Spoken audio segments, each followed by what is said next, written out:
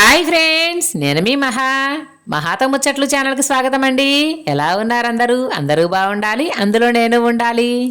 ఆదివారం రోజు అనుకోకుండా అయితే ఫ్యామిలీ అంతా కలిసి బయటకు వెళ్లాల్సి వచ్చిందండి. మ్యాటర్ ఏంటంటే మా మరిదికి మా బావగారికి ఫోన్లు చెడిపోయాయి. అవి బాగు చేపించుకొని లేదా కొత్త ఫోన్లు తీసుకోవాలని ఎన్టీఆర్ కాంప్లెక్స్కి అయితే బయలుదేరారు. వాళ్ళు రెడీ అవుతుంటే పిల్లలు ఊరుకుంటారా? అసలే ఆదివారం. ఇక పిల్లలందరూ మేము రావాల్సిందని పట్టుబట్టడంతో పిల్లలు వాళ్లతో పాటు తల్లులు మేము కూడా రెడీ అయ్యామండి. మరి మా సైన్యం అంతా బైకుల మీద వెళ్ళాలంటే కష్టం కాబట్టి ఇక అందరం కలిసి అయితే ఆటోలో వెళ్ళామండి.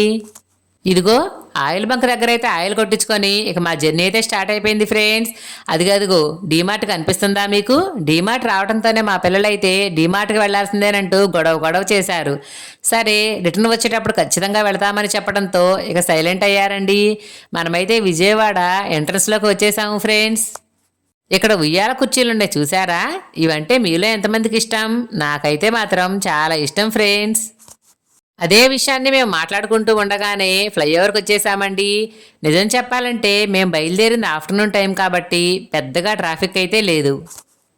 ఫోను బయట నుంచి వీడియో తీస్తున్నాను కదా, ఆటో ఏమో చాలా స్పీడ్గా వెళుతుంది. ఒకవేళ కానీ పొరపాటున ఫోన్ కింద పడితే ఇక నీ పని అంతే అంటూ మా పిల్లలైతే వెక్కిరిస్తున్నారండి. నిజం చెప్పండి ఫ్రెండ్స్, ఇవాళ కాలంలో పిల్లల కంటే కూడా ఫోన్లోనే ఎక్కువగా చూసుకుంటున్నారు కదా చాలామంది. ఒకప్పుడైతే పిల్లల్ని ఎంతో అపురూపంగా కింద పడనివ్వకుండా అసలు కింద దింపకుండా పెంచేవాళ్ళం. ఇప్పుడైతే పిల్లల ప్లేస్లో ఫోన్లు వచ్చేసాయి. పిల్లలు ఒకవేళ పొరపాటున క్రింద పడినా వాళ్ళే లేస్తారులే, ఏం కాదులే అని చాలామంది అయితే నిర్లక్ష్యంగానే ఉంటున్నారండి. అదిగో ఫ్రెండ్స్, మనం మాట్లాడుకుంటూనే ఎన్టీఆర్ కాంప్లెక్స్కి అయితే ఎంటర్ అయిపోయామండి. ఇక ఇక్కడ పార్కింగ్ టికెట్ తీసుకొని ఆటో అయితే పార్క్ చేసి రావాలి. మా వారు ఆటో పార్క్ చేసి వచ్చే లోపల మాకందరికీ వాటర్ అయితే అయ్యాయండి. పిల్లలు ఆల్రెడీ వెళ్ళి బాటిల్ తీసుకొని వాటర్ తాగుతున్నారు. వీళ్ళ ఫేస్ ఎక్స్ప్రెషన్స్ గమనించారా? ఆట దిగుతున్నట్టు దిగట్లేదండి, ఒక ఫ్లైట్లోంచి బయటకు వస్తున్నట్లుగా వస్తున్నారు. చూసారా? ఎందుకంటే ఈ ప్లేస్కి వీళ్ళు రావటం ఇదే ఫస్ట్ టైం కాబట్టి చాలా ఎగ్జైట్మెంట్గా ఉన్నారండి. అవును, కానీ ఫోన్ తీసుకోవాలంటే ఇంతమంది కలిసి ఇంత కష్టపడి ఎన్టీఆర్ కాంప్లెక్స్ వరకు రావాలా?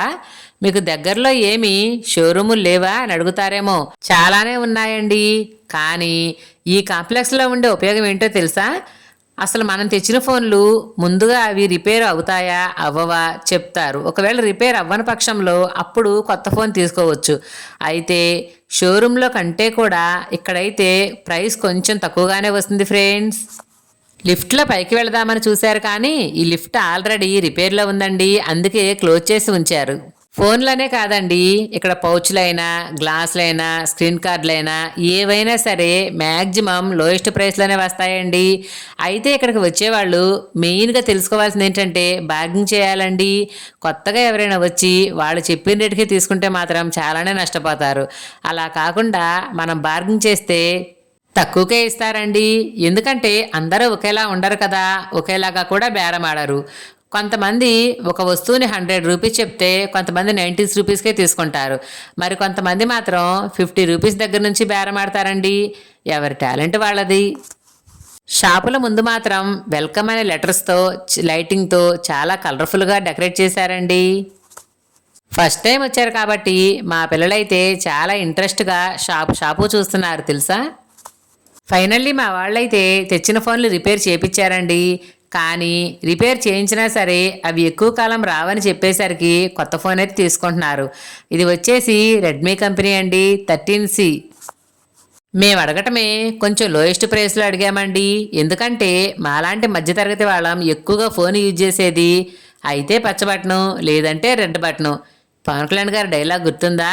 పెద్దవాళ్ళకైతే ఇంతేనండి, పిల్లలకి మాత్రం అయితే గేమ్స్ లేదంటే యూట్యూబ్ ఇంతవరకే. కాబట్టి కొంచెం లోయెస్ట్ ప్రైస్లో మంచిది చూపించమంటే రెడ్మీ 13C అయితే పిల్లలకి పెద్దవాళ్ళకి అందరికీ యూజ్ అవుతుందని చెప్పి ఇదైతే ఇచ్చారండి. దీని కాస్ట్ వచ్చేసి ఫోన్కి వేసిన గ్లాసు పౌచ్ అన్నీ కలిపి 12,000 వరకు అయితే అయ్యాయి ఫ్రెండ్స్. నా ఫోన్కు కూడా చిన్న స్క్రాచెస్ వచ్చాయని మా వారైతే గ్లాస్ వేపిస్తున్నారండి. ఈ గ్లాసుల్లో కూడా 2 రకాలు ఉంటాయండోయ్. అదైతే కొంచెం చూసి తీసుకోవాల్సిందేనండి. ఇక్కడ మీకు ఒక తమాషా చెప్పనా?